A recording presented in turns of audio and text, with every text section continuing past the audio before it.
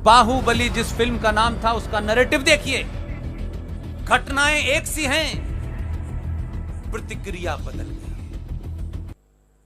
एक मक्कार चोर राजा का दलाल सेनापति अपने सेनापति होने के कारण उस राज्य में राजा के दर्शन करने के लिए जो महिलाएं उसके महल में आ रही थीं, वो सेनापति हर महिला के जिस्म को छूने के लिए हाथ डालता था। एक महिला के साथ भी उसने ऐसे ही किया। उस महिला ने अपना खंजर निकाला और उसकी उंगलियां काट दी।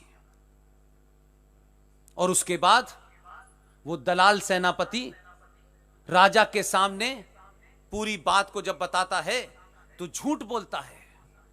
दोनों में फर्क देखिए, सिचुएशन का फर्क बता रहा हूं मैं आपको। राजा, सेनापति और उस महिला का और महिला का पति, उसने पूरी कहानी राजा को समझाई क्योंकि वो चाटुकार था, तो राजा ने भी वही कहानी सुन ली। इस बीच में बाहुबली आ गया। वहीं उसने राजा से नहीं पूछा, उसने अपनी पत्नी पे यकीन किया और पूछा, देवसेना तुम बताओ क्या हुआ था। देवसेना ने हूबहू कहानी बताई और उसने अपनी कहानी बताते बताते ये कहा कि ये हर महिलाओं के शरीर को छूने की कोशिश कर रहा था। जब इसने मेरा शरीर को छूने की कोशिश की तो मैंने उसकी उंगली काट दी। देवसेना का यह सेंटेंस पूरा नहीं हुआ, बाहुबली ने कहा ऐसे शख्स की उंगली नहीं गर्दन काट देनी चाहिए, और यह कहते कहते गर्दन काट दी उसने।